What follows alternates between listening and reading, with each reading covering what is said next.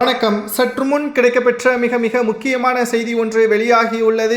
பன்னீர்செல்வம் அவர்கள் தமிழக வெற்றி கழகத்தில் இணைய உள்ளதாக தகவல்கள் தற்பொழுது கிடைக்கப்பெற்றுள்ளது. அதிமுகவில் இருந்து விலகி தாவேகாவில் இணைவதற்கு செங்கோட்டையன் அவர்கள் பல முயற்சிகளை மேற்கொண்டார். ஆனால் OPS அவர்களோ திமுகவில் இணைந்து தற்பொழுது ஒட்டுமொத்தமாக தாவேகாவில் இணைவதற்கான ஆலோசனைகளையும் நடத்தப்பட்டிருப்பதாகவும் செங்கோட்டையன் அவர்கள் OPS அவர்களை தொடர்பு கொண்டு தாவேகாவில் இணையுங்கள், உங்களது அரசியல் மிகவும் சிறப்பாக இருக்கும், மக்களுக்கு வளர்ச்சியையும் பாதுகாப்பையும் உறுதி செய்யும் வகையிலும் உங்களது மகனுக்கும் ஆதரவுகளை நாங்கள் நிச்சயமாக கொடுப்போம் என்பதையும் தற்பொழுது தெரியப்படுத்தியுள்ளனர்.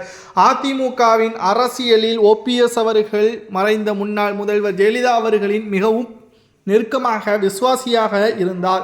ஆனால் தற்பொழுது அதிமுகவில் இருந்து எடப்பாடி பழனிசாமி அவர்களால் நீக்கப்பட்ட OPS அவர்கள் தற்பொழுது தாவேகாவில் இணைய வேண்டும் என்ற எண்ணம் செங்கோட்டையன் அவர்களுக்கு வந்துவிட்டது.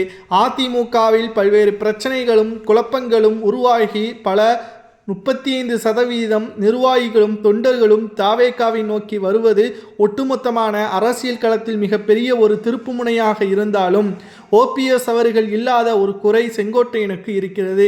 ஏனென்றால் செங்கோட்டையனும் OPSம் நெருங்கிய நண்பர்கள். மறைந்த முன்னாள் முதல்வர் எம்ஜிஆர் அவர்களது காலத்தில் இருந்தே ஒன்றாக பயணித்தவர்கள். திமுகவில் OPS அவர்கள் இருப்பது நிச்சயமாக அவரது அரசியல் எதிர்காலத்திற்கு கேள்விக்குறியாகத்தான் அமையும். ஊழல்வாதிகள் தான் திமுகவில் அதிகமாகவே இருக்கிறார்கள். ஸ்டாலின் அவர்கள் குடும்ப அரசியலை மட்டும்தான் முன்வைப்பார். OPS அவர்களுக்கு எந்த ஒரு முக்கியத்துவமும் அவரது மகனுக்கு எந்த ஒரு முக்கியத்துவமும் கொடுக்க மாட்டார்கள். தேனி மாவட்டம் முழுவதும் OPSின் கண்ட்ரோலில் இருப்பதால் நிச்சயம் எதிர்வரக்கூடிய அரசியலில் தாவேகாவில் OPS அவர்கள் இணைந்தால் நிச்சயம் வெற்றி வாய்ப்பே அவரது மகன் OP ரவீந்திரநாத் அவர்களுக்கும் நாடாளுமன்ற தேர்தலில் சீட் நிச்சயமாக தேனி மாவட்டத்திற்கு வழங்கப்படும் என்ற தகவலும் தற்பொழுது கிடைக்கப்பெற்றுள்ளது.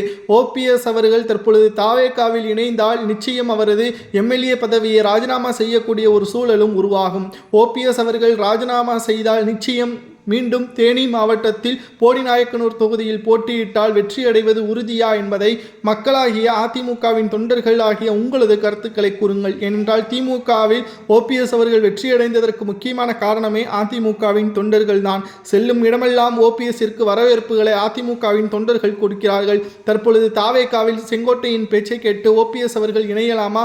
அப்படி இணைந்தால் ராஜினாமா செய்து தாவேகாவில் மீண்டும் OPS அவர்கள் போடிநாயக்கனூர் தொகுதியில் போட்டியிட்டால் வெற்றி வாய்ப்பு கிடைக்குமா என்பதை மறக்காம உங்களது கருத்துக்களை கமெண்ட் வாயிலாக கூறுங்கள். இதுபோன்ற அரசியல் செய்திகளை தெரிந்து கொள்ள ஒரே ஒரு லைக் மற்றும் சப்ஸ்கிரைப் பண்ணிருங்க. நன்றி, வணக்கம்.